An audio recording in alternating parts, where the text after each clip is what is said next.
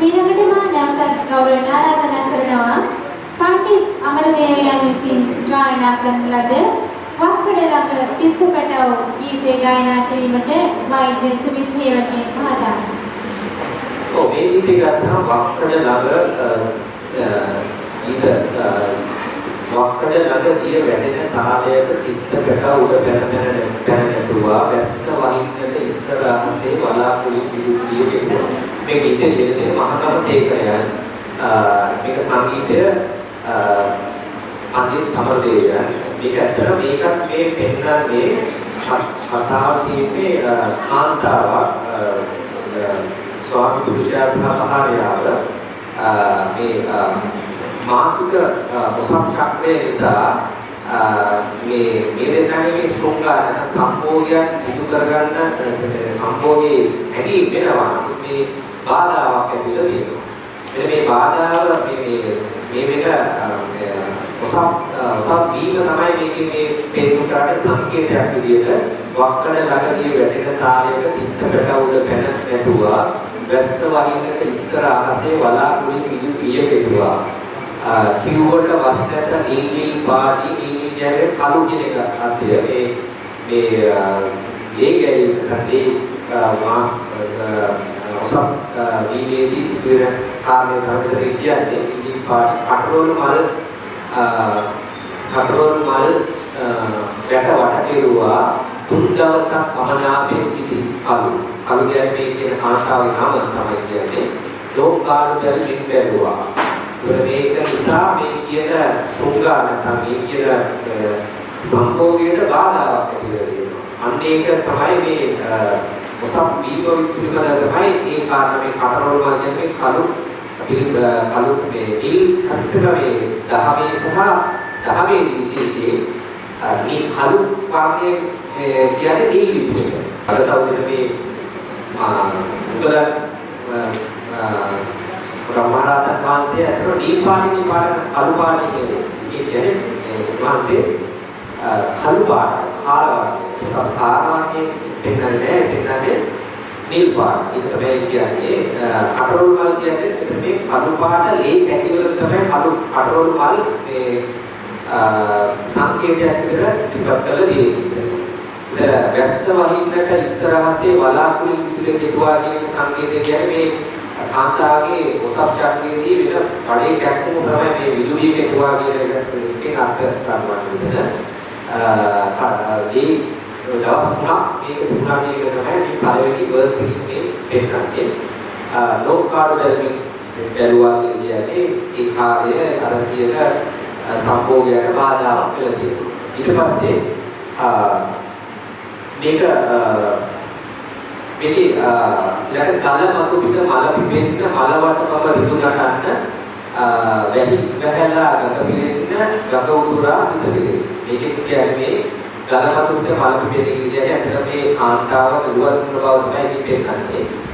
මලවට බබ ඍතු නටන. මේ බබ ඍතු තමයි කවුද?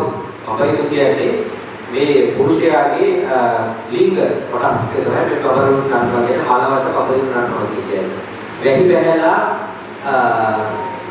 ගඟ පිරෙන්න ගඟ තමයි මේ කාන්තාවගේ ලිංගීය වැහි වහින්නේ රැස්ස වහින්නේ පුරුෂයා ගඟ උතුරා හිත පිරේ. උට ඒ සම්භෝගයේදී දැනෙන සතුට තමයි ගඟ උතුරා හිත පිරේ. ගඟ ඉදිරියම නිසා හිත පිරේ. ගඟ ඉදිරියම කියන්නේ දෙන්නට විතර කාන්තාව අර උත්කර්ෂයට පැමිණෙනවා. මේකෙදි මේ සංගීතයේ යම් උපක්‍රමයක් දාලා තියෙනවා. පළවෙනි කොටස යන්නේ මේ සංගීතයේ තාල වශයෙන් ගන්නව කියනවා 7 8 6 8 4 4 කියලා මේ කොටස් තුනක් තියෙනවා. මේක පෙන්නන්නේ මේක ඇත්තටම මේක ගන්න හැම කෙනාටම අර පාලේ වෙනස් වෙනවා. මේකේ දෙවෙනි කලමතු පිට මල පිපෙන්න මලවට පොත රිදුනා ගන්න ඒ කොටස ආපිනකොට මේ ඒ විලාවේදී අර සම්භෝගයේදී ඇතිවන්නා වූ රිද්මය පෙන්නලා තියෙනවා. ඒක ගීතය වල බලන්න. ඊට පස්සේ ඒකත් දෙවිදියකට කියලා දෙනවා දෙවි කැලේ තර ඒ සම්භෝගයේ අවසන් කොටස සම්භෝගයේ මුල් කොටස සහ සම්භෝගයේ අවසන් කොටස ඒ පාරේ දෙකක් පෙන්නලා තියෙනවා. ඊට පස්සේ අවසාන කොටස යනවා ගලා හැලෙන වැහි වතුර වගේ නුඹ හිනාවය අලු හිනාවයයි වෙලා මගේ හිත හිනාවකින් ඒකවල සම්භෝගයේ අවසානලා තියෙනවා. ඒක බීට් එක මේ පාරේ යනවා කෝපෝ එක වෙනස් වෙනවා. සිදුවේ අරගෙන බලන්න ගලා හැලෙන වැහි වතුර වගේ නුඹ හිනාවය කලු හිනාවය වෙලා මගේ හිත හිනාවකින් තව හිනාවය කලු හිනාවය. ඒ කියන්නේ මේ පුරුෂය කියනවා නැවත වතාවක් සම්භෝගයට ආරාධනාවක් ඉල්ලනවා. ඒක ඉන්නේ සාමාන්‍ය ඒ පුරුෂයාගේ නැවත උද්දීපනයක් දෙනවන නැවත ඊළඟ සම්භෝගයේ සඳහා ඒක තමයි අවසානයේ හිනාවය කලු හිනාවය ඒක ආරාධනයක් කරනවා. ඒක තමයි ගීතයේ අවසන් මේ අපි ඉදිරියට යනවා. අපි දන්නවා මහාකර්ම සේකරය කියන්නේ මොකටයි ගීත සාහිත්‍යයේ ඉදිරියින් රැඳෙන ගීත රචකයෙක්.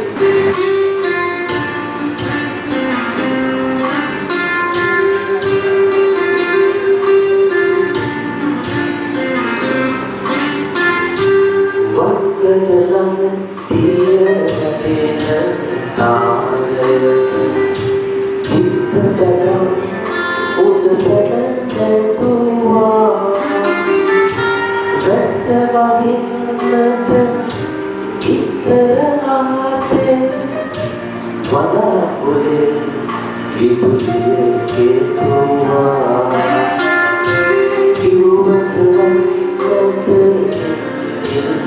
පාටි කටදොල් මල් වැටවට කෙරුවා තුන්කවසක් අමතාකෙන් සිටි කාලු ලෝකාලු බැල්කින් බැලුවා කලමතු පිට මල පිටේ